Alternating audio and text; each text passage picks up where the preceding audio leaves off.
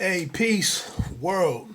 It means, well, safety, I guess, health world. Maybe that's what I should change for as we continue into COVID season 2020. Hey, man, I sincerely, I hope you and yours are healthy and safe and adhering to the best practices out there.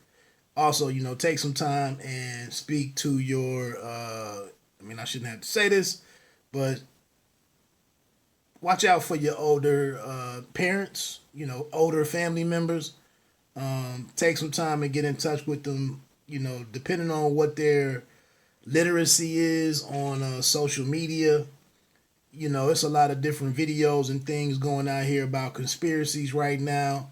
And your older family members could maybe use some clarity from the younger people, and you might not be able to straighten them out on what's real and what's fake, but at least reiterate what we do know and work on those things. Some of this stuff, and this is a little tangent, obviously, but some of the stuff out here about the election and 45 being reelected tied to coronavirus and COVID-19. That could be a foot or not a foot. Who knows? But you and your family can't do much about it, but you can take the steps to give yourself the best chance to stay alive. So, and I'm just speaking, my mother sent me some stuff, some video to watch, some brother preaching about some stuff, and I'm just like, this is trash. So anyway, like I said, focus on what we can all do to give yourself a chance to be here on the other side of this thing. That's from coming from Wood from the heart. Uh, a couple of I put my review piece out there, my review videos out there for season 3 of Ozark, which you we're all shut in. I'm imagining that a bunch of people checked it out this weekend, or maybe new fans to the show went back and watched season 1 and season 2 and whatnot. But I was pretty hard. I call out different things on a lot of shows, and to some I might be terrible, or I don't even know what the adjective would be, but I might be brutal or harsh on Power, maybe. Uh, so I did have some things, a couple of items that did bug me about Ozark. It's not perfect. So let's talk about these three things. One, Darlene and the shotgun scene with Frank Cosgrove Jr., played by Joseph Sikora. It happened later in the season, but when you shoot a man in his growing, um, that's still the pelvic area of the man, and shoot his package off. There has to be some type of repercussions from that.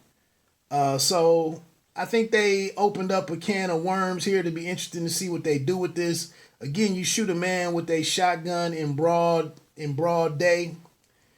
Uh, I know she has a in with the police, with the sheriff, the local sheriff and whatnot, but if there isn't retaliation from Frank Cosgrove Sr. and the KC mob, I would think that the authorities really have to get involved here and do something. So that could be a potential weakness in my opinion if this is kind of swept under the rug. I don't think there's any way that Cosgrove Jr. can, or Frank Jr. can, not press charges. Like that's a serious, obviously that's a serious uh offense. That's, so I don't know what they do with this, but hopefully, it seems like a group of smart writers. It'll be interesting. I just hope they don't mess with the integrity of the show and how things have been handled, to this point. Number two, the appointment book as Sue's at the marriage counselor or the therapist's house, the older lady. She left the appointment book there while Nelson did clean her computer and remove the file for the birds. Marty went in and found the appointment book that had Helen Pierce and Frank Jackson, who was really Nelson. Um, I thought this exposed Helen Pierce and the Navarro cartel, or Omar Navarro. Again, this happened later in the season too, so I think both of these first two items are things that'll cross over into season 4.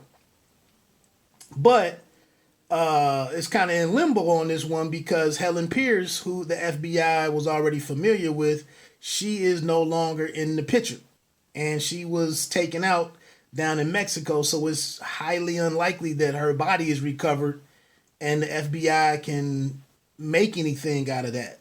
So I thought it was a potential opening for Marty to get out of this thing.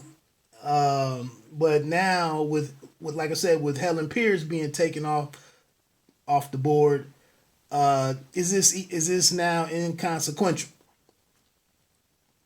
Or can it just be used? Because they've amassed a ton of evidence the last couple of seasons, the FBI, and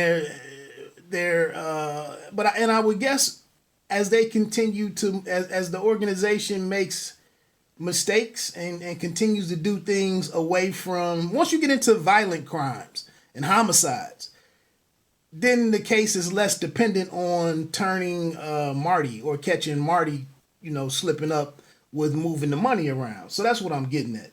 But like I said, with Helen gone, who even knows? Maybe they clean this little discrepancy up all in one fatal headshot.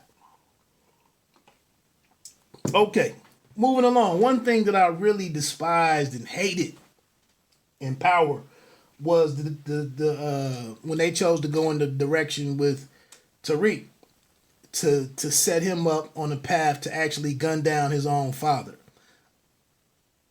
And that was kind of that was the straw that broke the camel's back for me with that show. Well, it was one of many. But that's where it was definitely for me to move on. And you also saw this, it was another show on Amazon Prime called 10 Star, where they turned the kid against the dad. I didn't even go back to season 2 yet, but they turned the kid, the oldest daughter, against her father. He's trying to protect the family, and now she wants to kill him because he had to kill her love interest who was with the ops. And so I'm saying here now with Jonah, it seems like his relationship with his mom could become a major problem. This is two people now who were in his life with, I'm talking about Ben. Last season, Buddy he passed away. But Ben was taken out here, and now Jonah is starting to hear all of these, these critical decisions that his mom is making and putting in motion. And, it's got to be, traumatic is an understatement when you find out that your mom is basically making mob-like decisions and people are being killed as a result of what she's doing.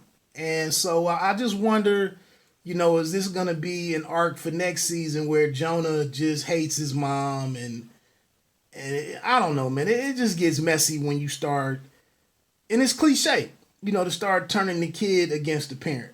Because obviously, as a younger person, you don't know, Jonah doesn't really fully understand what his parents are caught up in and how powerless they really are. So it'll be interesting to see what they do with Jonah. And like I said, with it being cliche, I just would hope that they would find a different way to address this situation. And but it's very understandable here because he knows he spent real time with Ben and connected with him. He was out on the situation with the drone when they filmed the massacre. And so now to come back and the dots aren't too difficult to connect here. So it'll be interesting to see what lingers in this father, I mean this mother and son relationship. You see, Charlotte has already kind of processed it and understood or understands how really how they didn't have many options with Ben when he crossed the lines that he crossed. So that's that. Last entertainment note, man, is season 4 of Insecure is probably one of the next big at least in the shows that I watch, that is coming back for April 12th. So in 2 weeks, April 12th, the season 4 of Insecure. I don't know where you are with this show on HBO. It stars Issa Rae and others. I think it's one of the most inspirational. Some of the others are Yvonne Orji, Lisa Joyce, Natasha Rothwell, and Amanda Seales. Some others though, but the main 2 stars are Yvonne Orji and Issa Rae. But I just think it's one of the most inspirational for any creative person out there, that's trying to do anything with your own platforms. I don't know if there's a better individual to watch do her thing than Issa Rae. If you are familiar with the source material that Insecure is pulled from with the awkward black girl series. So that starts on April 12th. Also on the heels of that, I believe is season 6. I want to say of Bosch on Amazon Prime. One of my favorite shows, right up there with Ozark. Very well written, and like I said, getting into 5 or 6 in terms of seasons. I would imagine they get ready to start wrapping that one up. You've probably had some differences here and there with the last couple of seasons. Maybe they worked for you, maybe they didn't. That's the thing with going back to Ozark. Now we're going to see more direct relationship and interaction between Navarro and the Bird family. I would imagine a season or 2 more, and they probably get ready to shut that down, thinking that it's ran its course. So that was another talking point I could have added. How far out into how many more seasons do you think they can squeeze out of Ozark? So anyway, man, that's about it. Keep an eye out for Insecure April 12th. And then Bosch, I want to say it's April 17th is what I saw. So anyway, man, if you have any thoughts on any of this stuff, I'd be, I'd appreciate chopping it up with you about it or just listening to your thoughts on the show. Are there any issues out there for you with Ozark, or do you think, any feedback? So let me get on off of here, man. Pay me no mind, sports and entertainment. Hey, be safe, be healthy, stay healthy. And you don't have to be great to start, but you have to start to be great. One.